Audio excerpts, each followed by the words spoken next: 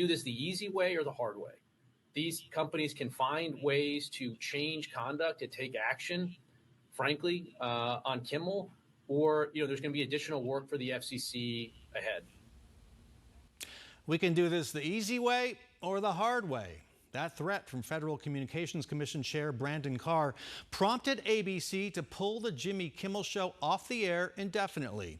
Carr said a Kimmel joke was, quote, some of the sickest conduct possible after the assassination of Charlie Kirk.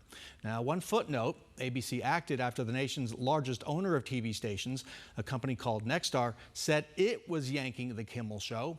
Nexstar happens to have business before the FCC. It needs federal regulators' approval of its planned $6 billion purchase of Tegna, the company that owns this station, 12 News. Joining us now from Washington, D.C. is Nico Perrino, Executive Vice President at the nonpartisan nonprofit Foundation for Individual Rights and Expression, a free speech advocacy organization better known as FIRE. Welcome to Square Off. Happy to be here. Thanks for having me. For folks who are hearing about FIRE for the first time, what's your mission? Yeah, we defend free speech and academic freedom across America. For most of our history, we were a free speech on-campus advocacy organization. And then in 2022, we expanded our mission beyond campuses. And now we defend free speech and First Amendment rights for all Americans. Let's talk about your free speech rankings. They're annual rankings. They're widely watched. Your latest rankings, issued just days before Charlie Kirk was shot, quote, a continued decline in support for free speech among all students, but particularly conservatives, students Charlie Kirk was trying to reach. How do you explain that trend? Well, it's tough. So our college free speech rankings that we put out every year are based in part on a survey of 70,000 college students. And in that survey, we asked them things about their support for free speech, what they think of their administration's support for free speech. And there were two particularly concerning findings in this year's report. One was, as you mentioned, we saw a decided uptick in the number of conservatives that were open to shutting down a campus speech from a controversial speaker.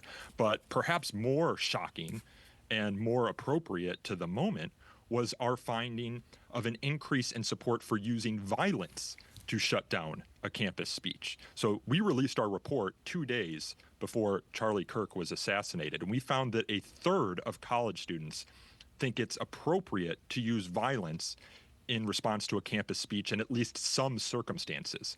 And that's up from 20% just 3 years ago.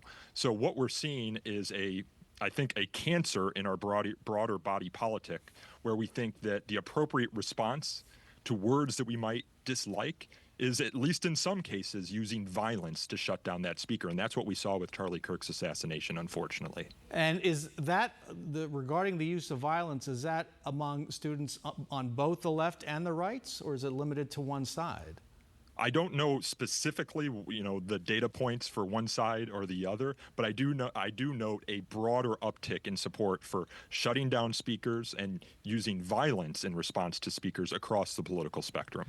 And so let's talk about Charlie Kirk for a moment. There is an irony here. He was a free speech champion, and yet in the wake of his assassination, the right wants to crack down on free speech. How do you explain that? Yeah, I mean, there are a number of tragedies associated with Charlie Kirk's assassination. Of course, first and foremost is the fact that 2 children lost their father, a wife lost her husband, but also the fact that Charlie Kirk was speaking on a college campus, doing the very thing that we at FIRE advocate every day, presenting his political opinions and creating a platform for others to present theirs. He literally has a sign behind him that says, "Prove me wrong." I mean, that's what you want on a college campus, the marketplace of ideas. Now, an additional tragedy that we've seen is the use of this horrific murder to try and censor other people. I think it's a betrayal of Charlie Kirk's legacy if we undercut the very values he was on campus to defend by censoring people who say hateful or hurtful things, who don't celebrate his life or legacy. Even celebrating his death is protected under the First Amendment, as repugnant as that might be. The Supreme Court has said as recently as 2017 in a unanimous court decision that the proudest boast of the First Amendment is freedom for the thought that we hate. And so the most prominent person under attack right now is Jimmy Kimmel. I want to timestamp this conversation. We were talking on Friday morning, September 19th. Jimmy Kimmel is still off the air as we speak. That could change. Is it a legitimate argument to say that he should be silenced because his statement about Republicans' reaction to the Kirk shooting was inaccurate in some way? Well, if you actually look at what he said and take the literal meaning of his words, it wasn't inaccurate. What he was saying is that conservatives are trying to do everything they can to characterize the shooter as anything but one of them, which is true. The shooter was anything but one of them. It was not a MAGA conservative who shot Charlie Kirk. But of course, people are saying that by implication or insinuation, that's what he was saying. But we don't regulate comedians on late night television for insinuation or suggestion. Indeed, the First Amendment, which operates, as the Supreme Court has said, in the shadow of the First Amendment, prohibits any sort of FCC action on anything like that. I think what we have seen is a steady drumbeat from the administration to try and jawbone or pressure these networks into getting critics of the president off the air. We saw it with Stephen Colbert, and after Stephen Colbert's contract was ended, it seems like he's ending his show in the next year or two, President Trump said that Jimmy Kimmel should be next. Even before Kimmel was kicked off, we had President Trump on the ellipse outside the White House saying that, or suggesting that Pam Bondi, the Attorney General, should investigate Jimmy Kimmel and ABC, or ABC, I should say, for so-called hate speech. And then you have, of course, Brendan Carr, the chairman of the FCC, the leading regulator of broadcast networks or broadcast communications in the United States, saying we can do this the easy way or the hard way. We is what he's saying. And if you are the general counsel at ABC, I think you would think very strongly about those statements before you put Jimmy Kimmel back on the air. And that raised the question, because we've seen it with the president's settlements with broadcasters. He's threatened. How powerful is self-censorship right now versus actual censorship?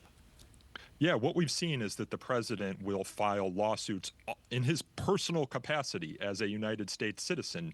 Most recently, the lawsuit against the New York Times, a defamation lawsuit where he's alleging $15 billion worth of damages to try and shut up his critics. That's what we, as free speech advocates at least, see him as doing. And indeed, we're representing one of the targets of Trump's lawsuit in Iowa, pollster Ann Seltzer, who put out a poll leading up to the most recent election that found Kamala Harris leading in that state.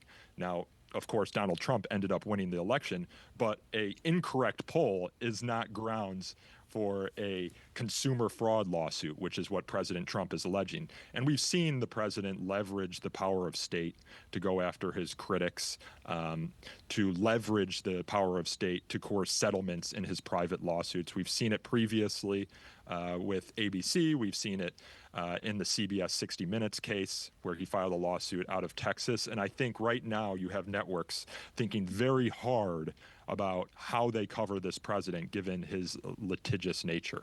The pendulum has also swung on the cancel culture idea. Republicans a few years ago were outraged about being censored on social media and their views about the COVID-19 vaccine. Hunter Biden were squelched, they say. Now they're the ones engaging in cancel culture, attacking people, private people, and bringing their social media posts to their employers' attention. We're also seeing government agencies like the Defense Department doing the same thing to their employees.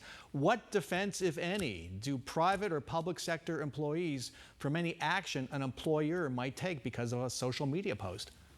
Yeah, the difficulty with culture is that it can be somewhat gray, right?